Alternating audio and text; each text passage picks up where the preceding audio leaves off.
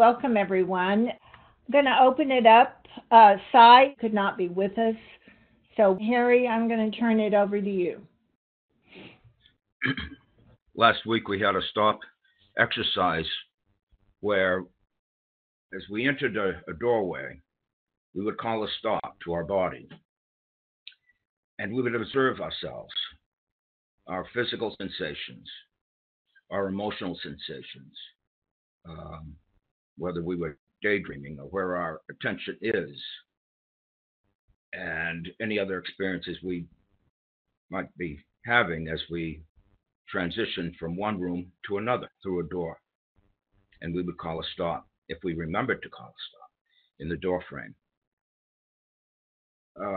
So I'll start with my experiences. My experience has always been, I'm able to do this only several times a week, but even then that's considered very good. I would stop at a doorway, but I've been doing it for a purpose anyway, because more often than not, I find myself going from one room to another and then forgetting what it was I went into that room for. That's a very common thing with me. So I would call a stop in the doorway when I would think of it and try and keep my attention on what it was that I was going into the room for. It did help, but it's an interesting phenomenon. Sometimes you go whenever you transition from one room to another, the space changes, the atmosphere changes, and your mind changes. Not the brain, but the mind, with a concept and with the space, the spatial experiences, differences, and so forth. So I use that technique to help me remember why I went into that room for. I mean, it doesn't happen all the time, but it does happen.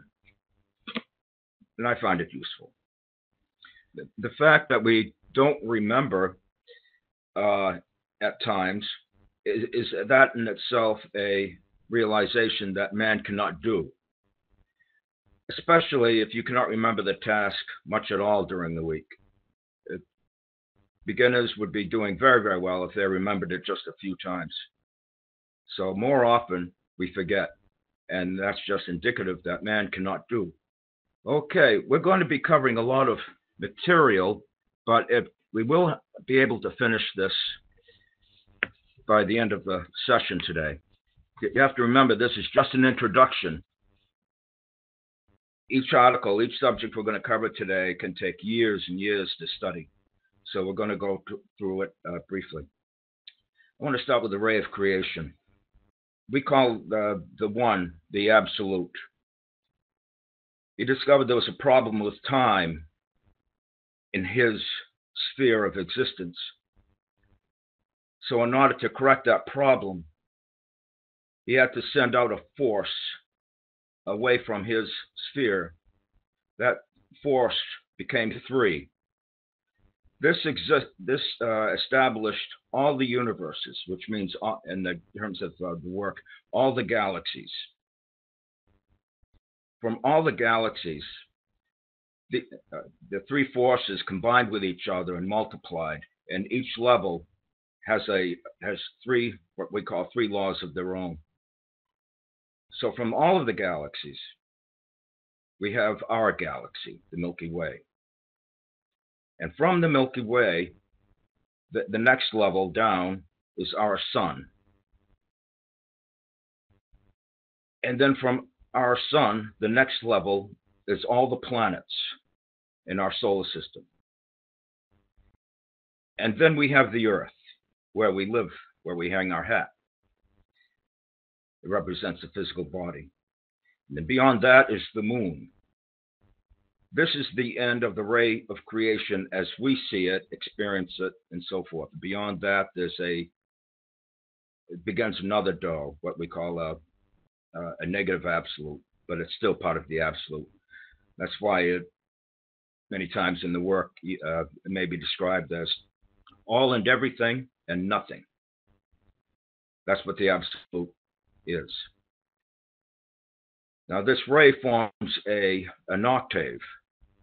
Everything we experience in our life and in our and our law of physics is established in octaves, where there's a shock between the if the ray is coming down, there's a shock between the do and the si. If you'd use the musical scale, it's an interval. It's a weakness. It's in this case, it is supplied by the will of the absolute, and it establishes all the universes, all the galaxies. Further down on the planets, between the planets and the Earth, is where we exist. It's organic life on Earth. All living matter as we understand living matter, but particularly man. Man has a possibility in this interval to either continue the mechanical descent from the absolute to the moon and thus feed or support the law of nature mechanically, or we can work on ourselves and ascend. We can evolve. We can go up to possibly working on ourselves to the level of all the planets and eventually our sun. Organic life on Earth is the physical body, which is the physical body. To go to as we ascend, evolve, we strengthen our astral body, our essence. And as that grows, it develops the Kitchen body, which is representative of all the planets. And if we develop beyond there to create the third body, it goes to the level of our sun. Beyond that, the fourth and fifth are higher levels. There's really no name for it, but they do exist. But in our world, as we experience evolution, we can go up to the level of the sun and possibly even beyond. But as we follow the mechanical descent of the ray of creation with nature, not working on ourselves, we in some way go on to feed the moon, which means the moon has a potential to grow. And in recent years, this has been discovered scientifically to be happening. I'll explain briefly. The moon, we call it the moon. For centuries, we have called it the moon. But it does not behave like a moon. It does not appear as a moon. And structurally, it's much different from other moons that we know of. The moon that we have has a crust, a mantle, magma, and a core. Most moons, if not all of them, technically moons, do not have those. In 1992, Brown University, two people, a professor and a student, discovered ice on the moon. There's a very, very thin atmosphere on the moon. There is, of course, gravity on the moon, but that's not necessarily descriptive. But also more importantly, and imperceptibly, the moon is moving further and further away from the Earth, so that theoretically or hypothetically, in millions and millions of years from now, it'll be a distant object that can barely be seen. And this is indicative of a planet developing itself. So in reality, what we are seeing as the moon, and it also appears to have originated from the Earth. This has been proven. It has elements on there, minerals that all came from the Earth by a collision that did happen about 4.5 billion years ago. So what we have here is not really a moon, and our relationship to each other is what we are is really a biplanetary planet. So the moon is a very, very small planet. This has been scientifically supported. And it is growing, just as the Earth is growing. And there's more matter on Earth than there was 2,000-3,000 years ago. It is growing. We have meteors and asteroids striking the Earth. The sun is creating vegetation through photosynthesis. And in some ways, the moon is growing as well. Exactly, we cannot comprehend how it is growing, but somehow the earth is feeding the moon by nature. And this is called the ray of creation.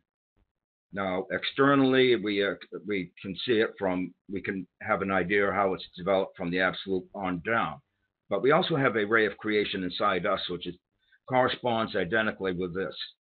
And sometime we'll go into it in detail, but it won't be probably this webinar. Now, I talked a little bit about the three forces. In order for certain things to happen, there has to be an active force and a denying force. And in this diagram here, the way I'm used to seeing it is the affirming force is on top, denying force is correct. The neutralizing force is where the affirming force shows on the diagram. So you have something that is active, and for every force there is an opposing force. But in order for things to come about, to manifest, there has to be another force in there to bring the two together to manifest what it is that's trying to be manifested. But more often than not, we don't know what this neutralizing force is. That means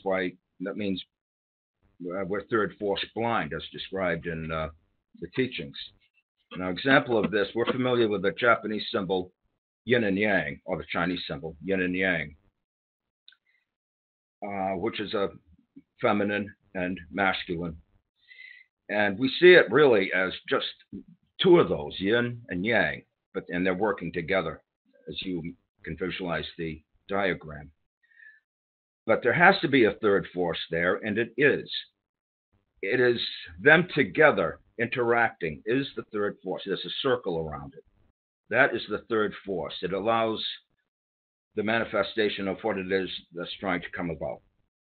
So even can you give a practical example of that in your observation, how that works? What comes to my mind immediately is the masculine and the feminine principle. The third force would be, for example, obviously will have to be sexual, but the product of the yin and yang and the third force would be, of course, creation. Would have to be an offspring, for example. I will be showing a good example of the third force and a little bit later when we talk about the Kitchen Enneagram. Can I say something about about the moon? Yes.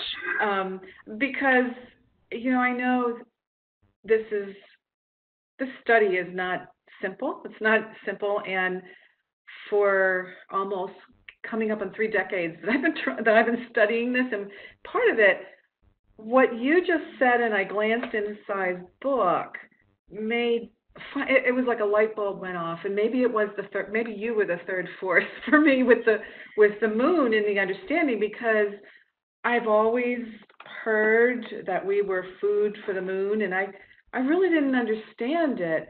But what you just explained to us about how the moon was proven to be a piece of the earth broken off, and looking inside book, it's like we are nurturing the moon. Our vibration helps the moon to grow. So that was just a profound moment for me. And I think in a way, would that not be like a third force where something else came in to make me more aware? Yeah, I want to mention too that not only are we food for the moon, but we feed the moon when we nurture ourselves, when we sit down to eat, when we cook our own food, to be mindful of how we prepare to nurture ourselves. In astrology, the moon is very significant of the way we learned in our conditioning how to take care of ourselves. And oftentimes, because it is in World 96, it's about the way we've been conditioned to nurture ourselves, to take care of ourselves. The neutralizing factor there is also an understanding of how that works. Like Harry was saying about the masculine, feminine, affirming, denying, the neutralizing part is in the understanding and the bringing it into observation and awareness.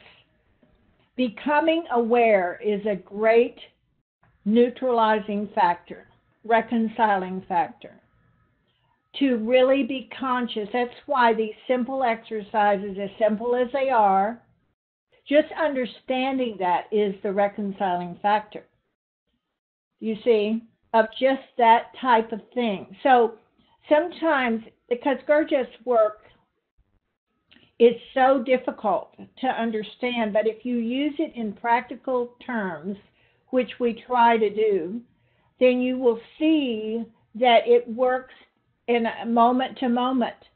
You can break it down into a philosophy, but for me, it works as I walk through the day.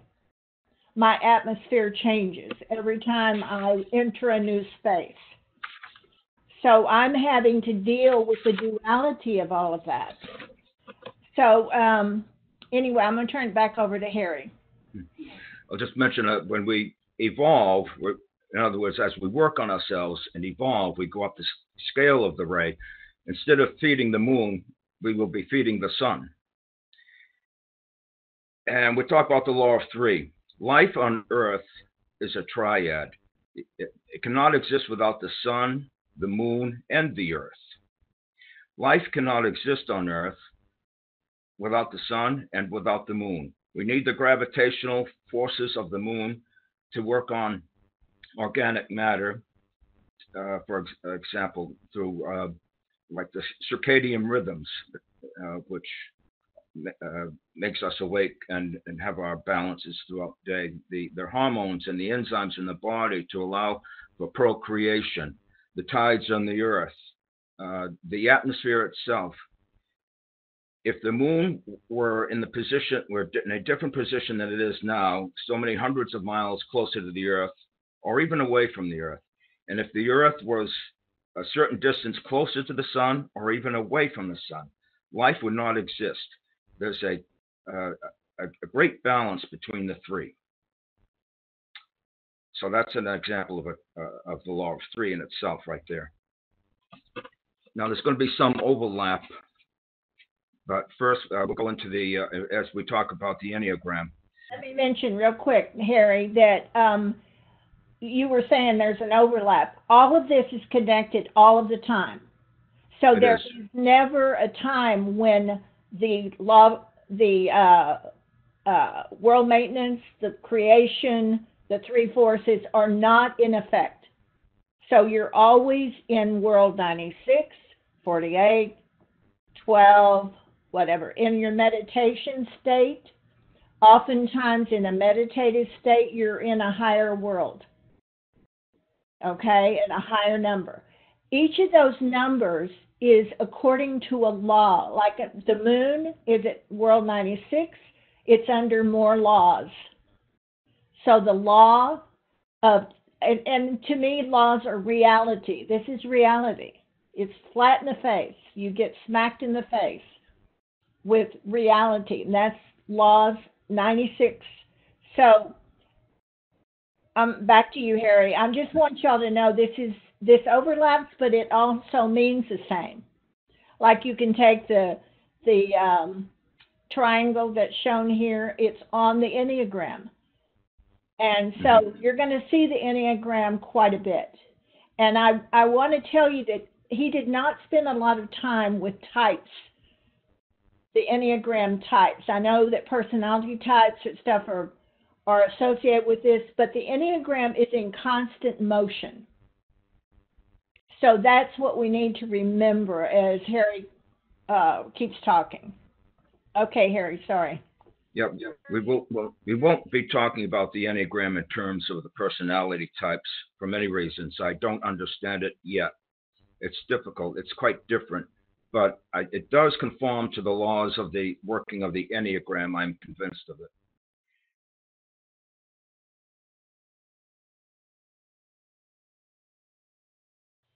Well, the Earth may according to the theories, the Earth may someday become a sun, or it may not. It most likely will dry up millions of years from now and become like the planet Mars. And maybe millions of years, maybe even billions of years, it'll probably become a sun in itself to replace our sun, which eventually someday will have to go nova. Okay. Now look at Jupiter. Jupiter is a very giant gaseous planet. Inside there is a solid.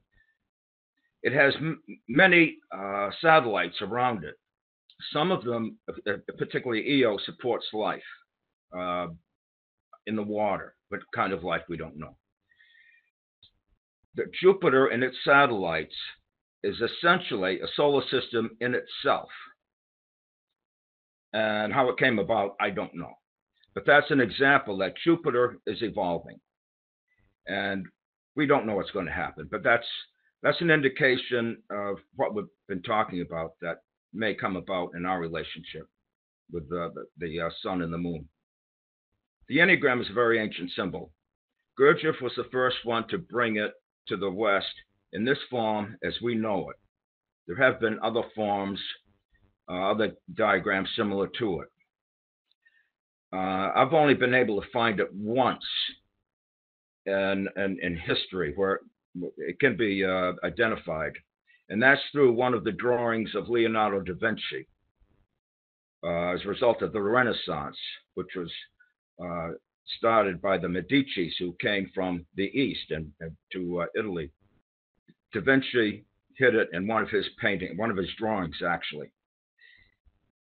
So he had knowledge of this teaching to some extent. Anyway, we see what we call two symbols in here, the triangle, and there are 7 points from 1 to 8. But there's another symbol in here too, which is the circle. That represents the whole. So there are really 3 symbols in here. Now on top is 9, but there really should be a 0 next to it, because 0 sounds, in the musical scale, do, the octave do. And do contains all the octaves of that particular note in the sound do.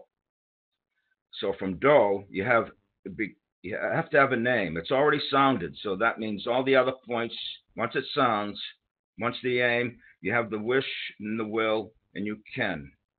That sounds at the top at do, which is usually represented as 0. So now we have 1, 2, 3, 4, 5, 6, 7, and 9, 8, and 9. You'll see, I'll explain when we talk about the Kitchen Enneagram. When the diagram completes its circle all the way around, it completes that octave and it sounds a new do, a new continuing on. This is the kitchen as a cosmos, introduced particularly in form by John Bennett, a student of Gurdjieff. On top is 9. Again, it should be 0 next to it, which would represent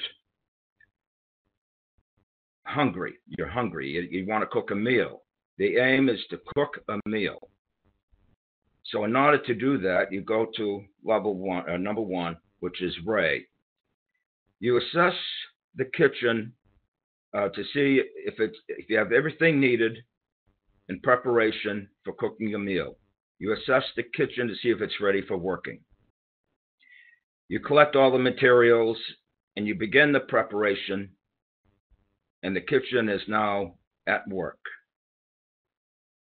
Now the denying force is raw food. Food has to come in. It's raw. It's what it is. It's an obstacle that has to be worked on in order to get beyond it, so you can continuing to cook the food. This is called the denying force. So you chop all the meal, the carrots, and prepare the peas, and cut the potatoes and get the meat ready and so forth, whatever you. So you're preparing the food at number 4. Now it crosses over from 4 to 5. Here the Enneagram actually changes. The food is now cooking. It can never return to 4 because it's cooking. It's transforming itself. It's of a different nature to be made digestible. At 6, the community arrives. The people come to the table to sit down. This is the reconciling force, because you'll be feeding the community. And then we serve the meal at 7. And then we eat the meal. And then at 9, digestion begins. This is very important, and we'll go into another Enneagram in a little while. But you'll see there's an inner circulation. Now, when you go around the Enneagram, it's linear. The time is linear. When you follow the lines with the arrows, which is from 1 to 4, 1 to 4, 4 to 2, 2 to 8, 8 to 5, 5 to 7, and 7 to 1. This is the inner circulation of the Enneagram. It's inner time. So if you understand the Enneagram well enough, when you start an aim, you can prepare an Enneagram and lay out all the steps involved. And sometimes you can see what obstacle needs to be addressed and what may be required to reconcile it from at 6. Okay, I'm going to go through the inner circulation here. I know this is probably a bit overwhelming, but this is just an example. Well, can we go back to the Kitchen Enneagram? Well, this explains it more because this is out of Sy. Sy uses this all the time because you also have shocks in these areas. So you've got to understand the Kitchen Enneagram is linear. It's one-dimensional in the sense it's three-dimensional on a piece of paper. Then as you go in a spiral. And you're evolving. So the more you go around the Enneagram, you're in a spiral that leads you into higher energy. And you have shocks in those the way those lines connect, each one of them connects the way Harry's talking about is like if you go 7 to 1, digestion begins in the mouth. Then you go to 4, digestion in the blood. You see? So it's not easy, guys, but remember, you're looking at the kitchen as a cosmos. You can take the same Enneagram and do anything with it. You can do the body, your body, for instance.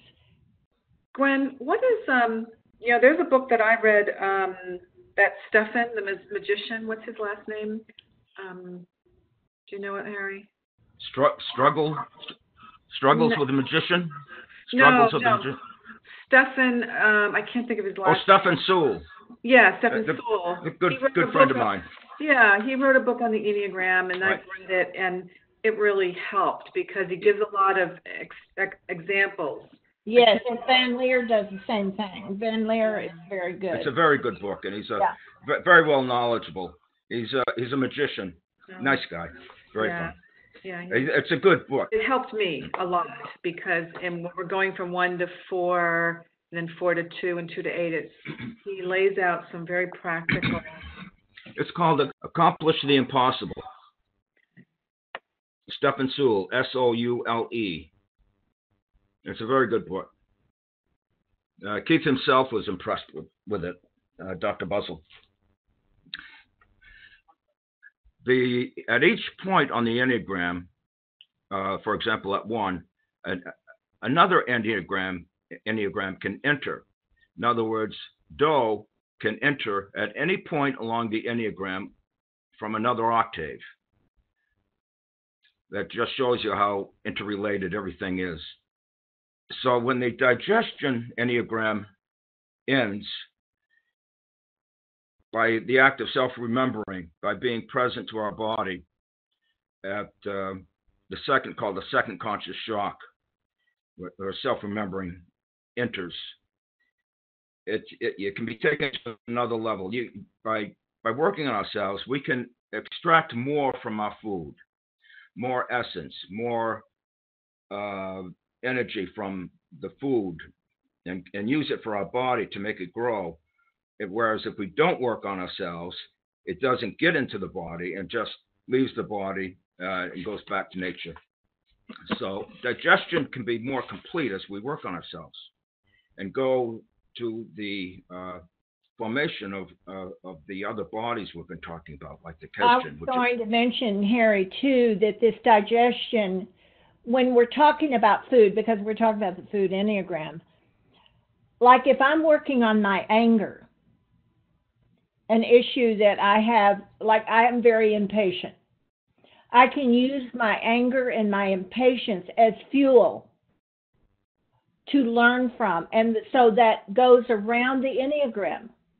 It fuels me and energizes me to move forward.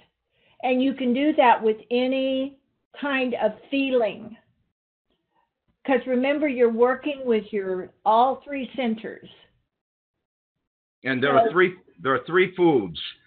Air comes in at 3, which is automatic. I mean, we can breathe without being conscious. Over across at number 6 is what's called the first conscious shock, which is impressions. In other words, impressions can be anything that comes in through the senses, not just visual, taste, sensation, hearing, smell, sight, any kind of impressions. Also, we're not necessarily referring to the food on the table. You can relate this food to anything, other things. So that's why we want to be present to the food that we take in. But it really doesn't enter the body.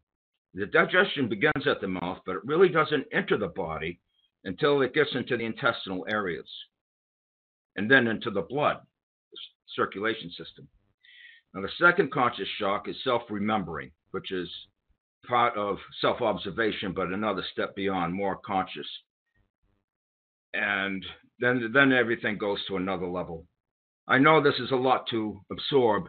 This is an example of how impressions come in. These are, it's very, very confusing to understand. And myself, I don't visually understand this particular diagram. It's showing the same Enneagram, but how it works differently. Now, this is another form. This comes from Ouspensky's book, In Search of the Miraculous, where air comes in automatically, and it affects certain points on the Enneagram, and it continues on. And then it shows its relationship to how impressions can come in, the first conscious shock, and later how food comes in, and then eventually how it all works together. It just shows the interconnectedness between all three impressions, air, and food. It will take a while to study this, and it's useless to study it at this point because it's very difficult to comprehend. So we're not really talking about it, but it just gives you an idea of how everything can be related all at once in the Enneagram. Now, the law of the octave, we essentially just talked about it. But remember, it comes between, the shocks come between Sol and La and Mi and Fa. The chemical factory, basically, that Enneagram that we just looked at on the food Enneagram is the alchemical factory. If we go back to that diagram again, the Enneagram of digestion. Now, you see the other circulations going on around it as Do comes in at 0.3 for the air octave. The air octave begins another Enneagram. It's where it says Do 92 down there beyond 3. And then that goes around. And then between Mi and Fa, and that air octave becomes the first intentional shock, which corresponds with intentional shock on the other higher Enneagram of this digestion. And then it continues on again. So how is that the chemical factory? So how does that connect to the chemical factory? Because everything is being digestion. You don't have to digest just food. You can digest air. You can digest impressions. There are many things that you can digest. experiences. You can digest experiences by contemplating on them, by being present, by self-remembering, by, I don't like to use the word, but by analyzing through self-remembering. You can find out, if you can determine if what you see is, if it falls onto a false I or a real I, or if you, as you work on yourself, you can digest it from the point of a real I, and you don't let that energy leak out. You can still retain that energy. If you're negative, all that energy, all those digestive experiences seem to leak out to some point, and then they have to be replenished. So the diagram of digestion does not necessarily relate to physical food, but it's a beginning. And it starts at dough. Starts at dough. When you look at the scales, you're looking at dough, re, like I may get down dough, re, mi, and I have to start back to dough again because I've already messed up in my observation. Or I set an aim, which was dough. Okay, I set an aim. I set a wish. I start my day with it, and I start going, and that's just on the aim Enneagram, okay, the wish. So I may get to digesting my wish, going, I'm doing the action on it, and I get down to 3, and I just mess up, okay? It means I start back again on dough. But let's say that I make my aim every day. I make my goal or my aim. And that happens rarely, guys, believe me. I get very distracted with my identification, okay?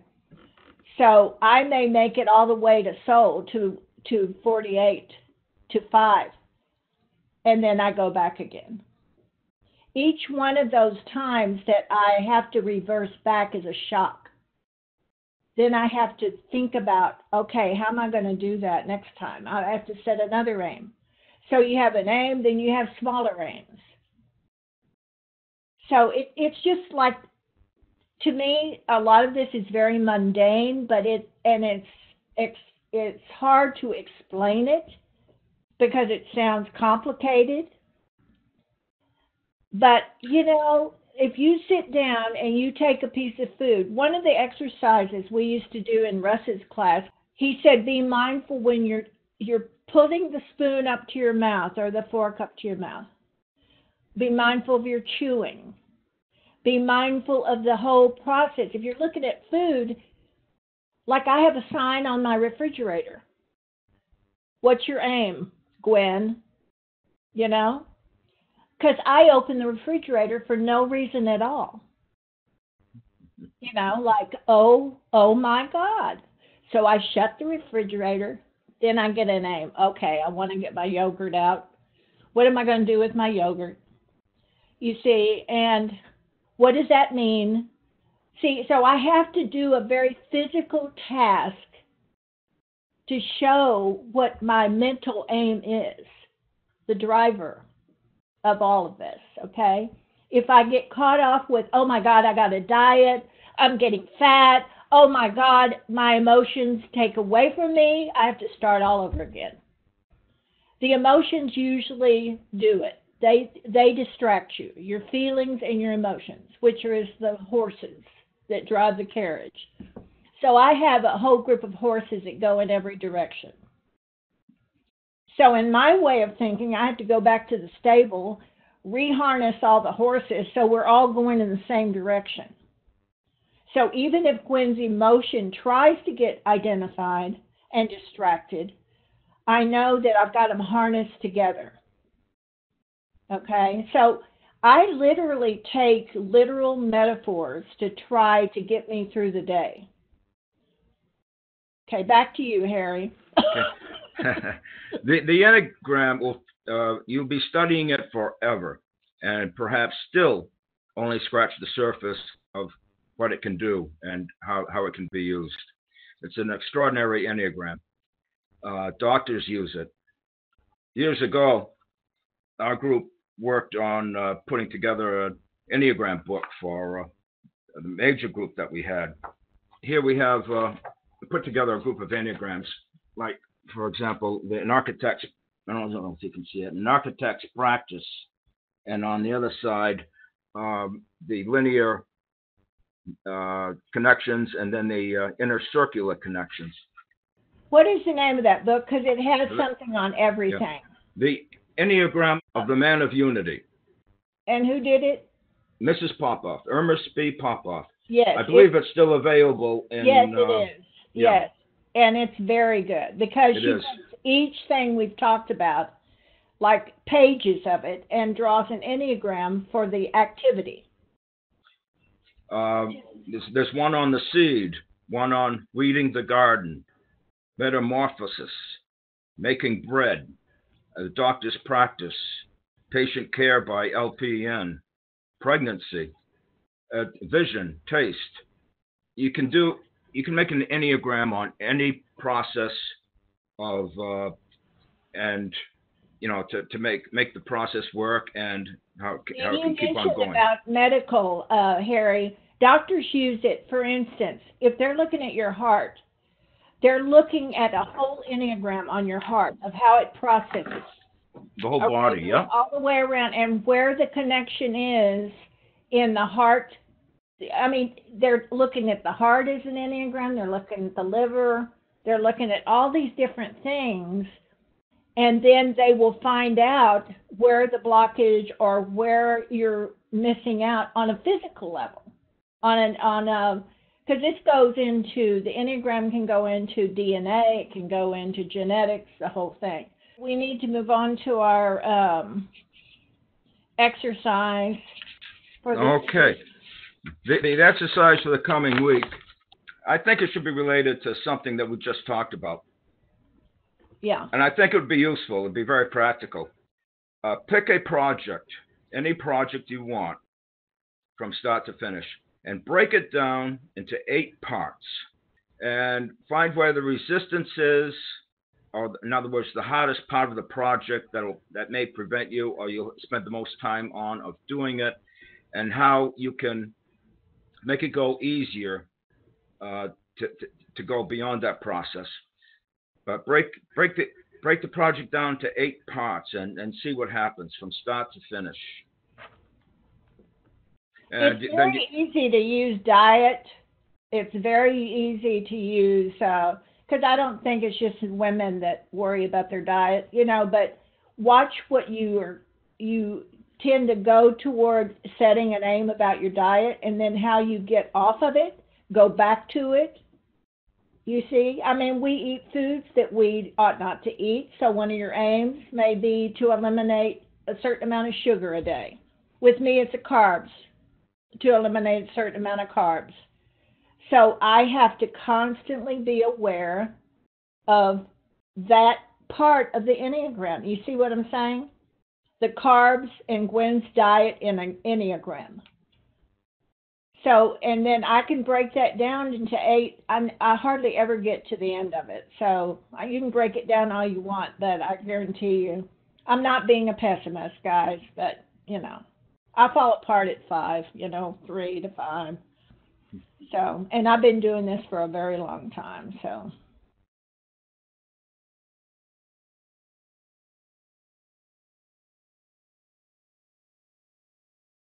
So let me tell you just my own simple Gwen way of doing this. When I'm eating and worried about my diet, I'm World 96. I'm under 96 laws, okay?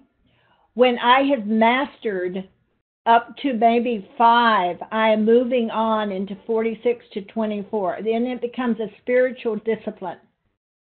96 usually represents the moon, which represents negativity and dissatisfaction and nature. Also taking care of yourself. It's a physical body. World 48 is the earth. That's your everyday life. Yeah. World 24 is the level of the sun. It's something higher. When you meditate and take mindfulness, you move up the ladder. And, you know, one of the things that we learn in the astrology class is how do you vibrate to the higher planets? You see, right now we're spending a lot of time with the moon, but as you vibrate to higher energy, you move up the scale. So it's all a matter of vibration and the octaves, moving up the scale.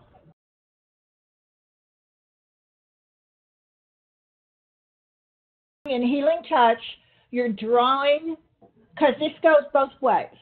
So you're drawing from worlds 12, 24 in your Healing Touch. You're drawing it down into the body and to work with people who are caught up in 96, but you have to be with them, you see. But you're getting that higher source of energy from the sun and other galaxies.